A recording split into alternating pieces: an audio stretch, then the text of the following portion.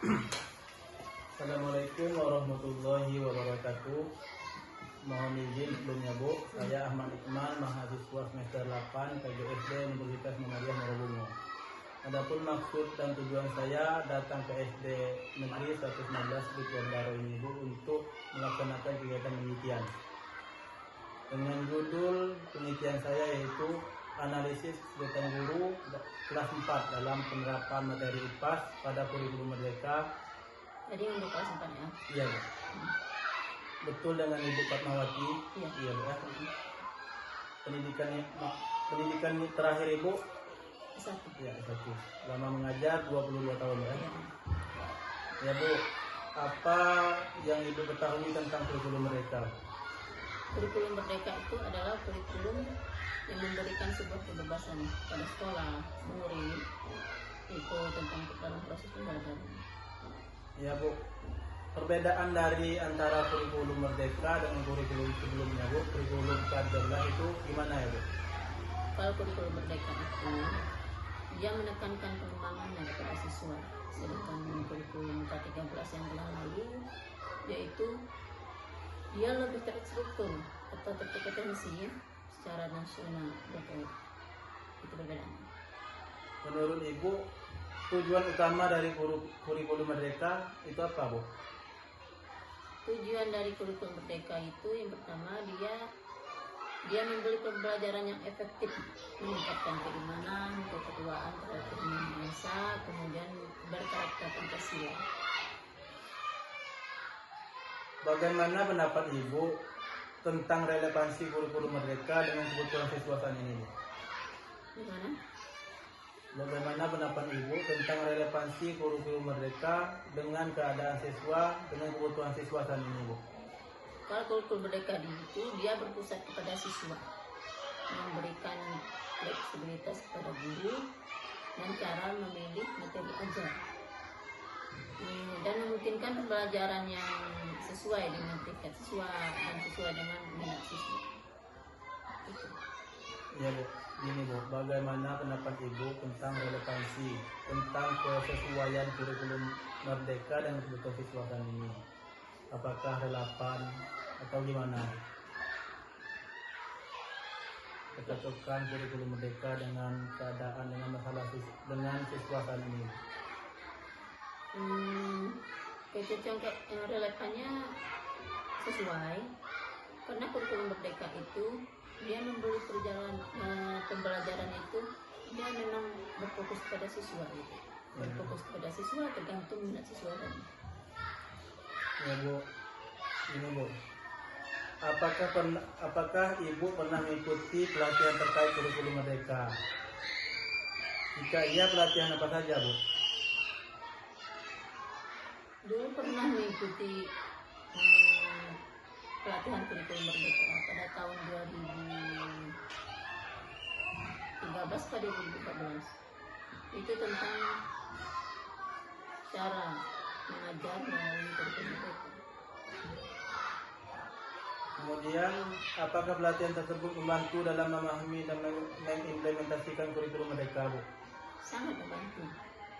Karena dengan adanya pelatihan kita bisa bagaimana mengolah pelajaran itu di kelas dengan menggunakan kurikulum baru seperti kurikulum Merdeka ini. Kemudian apa saja sumber belajar atau referensi yang biasanya Bapak Ibu gunakan untuk mengajar IPAS? Untuk mata pelajaran IPAS biasanya kami menggunakan buku pelajaran buku pelajaran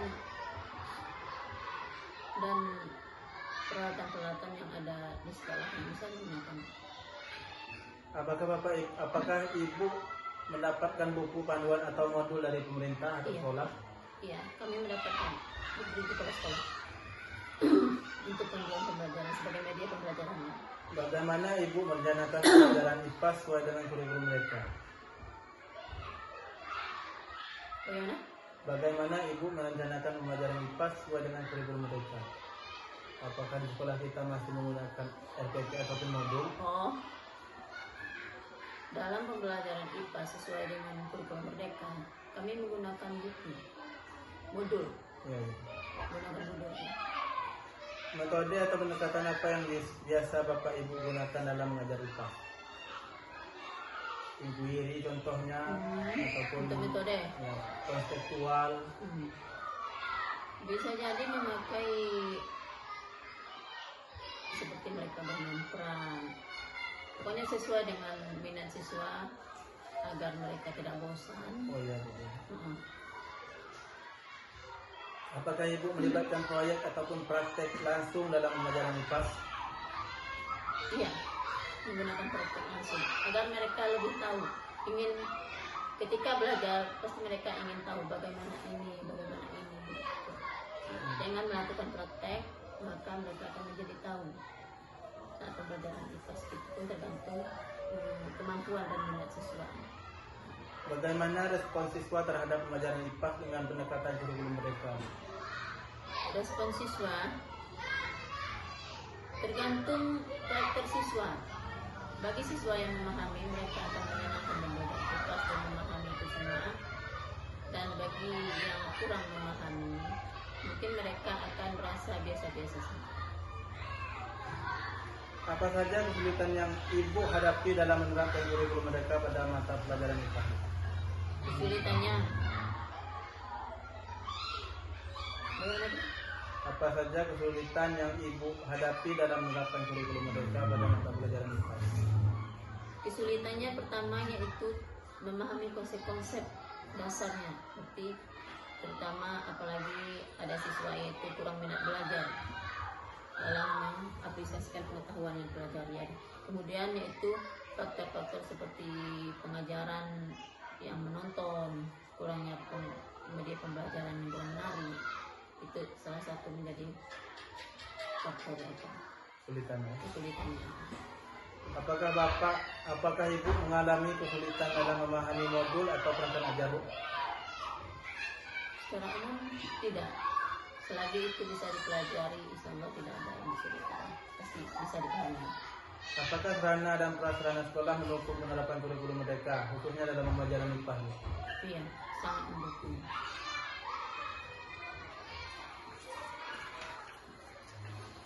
Bagaimana dengan kesiapan siswa? Apakah mereka mampu mengikuti pelajaran IPA dengan pendekatan baru?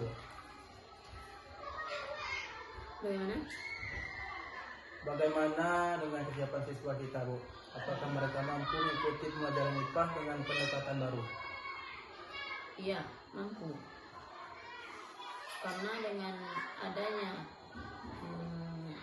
proses pembelajaran menggunakan kurikulum mereka, seperti itu tadi, kembali ke awal, mereka diberikan kebebasan dari guru dan siswa.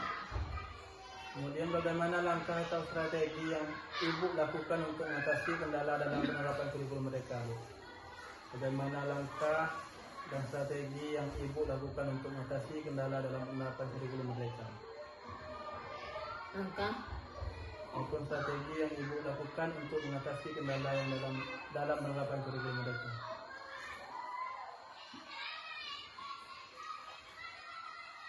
pertama yang dilakukan itu adalah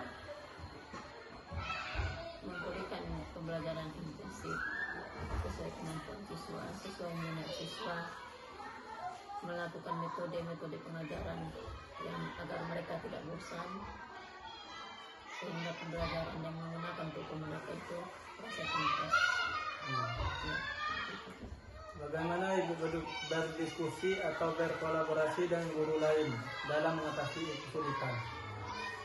Misalnya di sekolah kita ada itu, Bu, Kombel. Oh, nanti kami akan berdiskusi sesama guru di suatu tempat. Itu kami akan berbincang bagaimana cara mengatasi kesulitan yang akan kami lakukan agar proses pembelajaran tersebut berjalan dengan lancar. Saatnya jam kelima dimulai. It's time to begin the fifth lesson.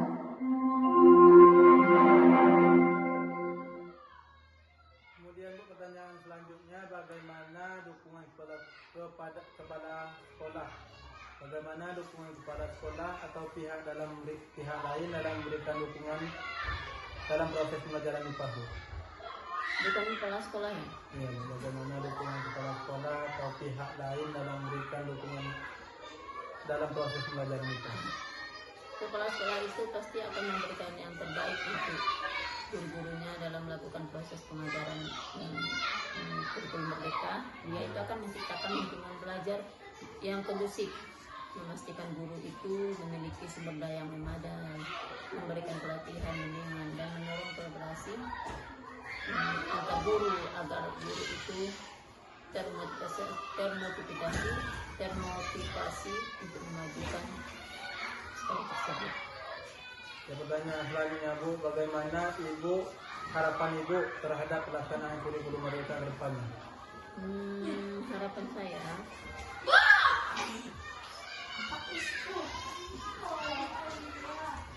Ya, Bu, sebelumnya, Bu, pertanyaan selanjutnya, bagaimana harapan Ibu terhadap pelaksanaan kurikulum merdeka ke depannya? harapannya semoga dengan proses pembelajaran menggunakan kurikulum merdeka itu, bahwa pembelajaran yang dilaksanakan oleh siswa itu akan lebih baik dan adanya pembelajaran yang lebih bermakna, fleksibel dan sesuai dengan kebutuhan siswa. Kemudian pertanyaan berikutnya, Bu, bagaimana bentuk dukungan yang Ibu harapkan dari pemerintah atau dinas pendidikan untuk mempermudah penerapan kurikulum? Bagaimana bentuk dukungan yang Ibu harapkan dari pemerintah atau dinas pendidikan untuk mempermudah penerapan kurikulum? Harapan saya, dukungan dari pemerintah itu adalah adanya peningkatan fasilitas pendidikan, peningkatan kualitas guru, dan program bantuan keuangan bagi siswa yang membutuhkan, yang bermanfaat untuk teknologi dan pembelajaran online yang kita lakukan sesuai dengan kurikulum merdeka. Ya, untuk pertanyaan terakhir, Bu, bagaimana pelatihan yang menurut Ibu perlu diadakan? Dan pelatihan seperti apa, Bu? Pelatihan perlu diadakan karena itu tujuannya untuk meningkatkan kualitas proses pembelajaran apalagi menggunakan kurikulum merdeka. Kurikulum merdeka yang berpusat kepada siswanya yang harus aktif, itu bisa berupa dengan pengembangan lebih lanjut dari topik yang sudah dipelajari, misalnya pelatihan itu pembelajaran yang baru lagi ya, yang tujuannya itu untuk meningkatkan keahlian dan pengetahuan yang sebelumnya sudah ada, tapi sekarang kita tambahkan lagi pengetahuan yang baru, misalnya seperti pelatihan teknis, seperti menggunakan handphone, bagaimana nanti pembelajarannya bisa melalui quiz atau sejenisnya yang bisa meningkatkan kualitas siswa menggunakan ilmu teknologi. Ya, Bu. Mungkin hanya itu pertanyaan-pertanyaan yang saya ingin saya bertanyakan kepada Ibu. Besar harapan saya dari hasil wawancara tadi dapat mempermudah progres saya untuk depannya dalam menyelesaikan salah satu ini, Bu. Amin. Semoga sukses, Pak. Apa tekan? Apa?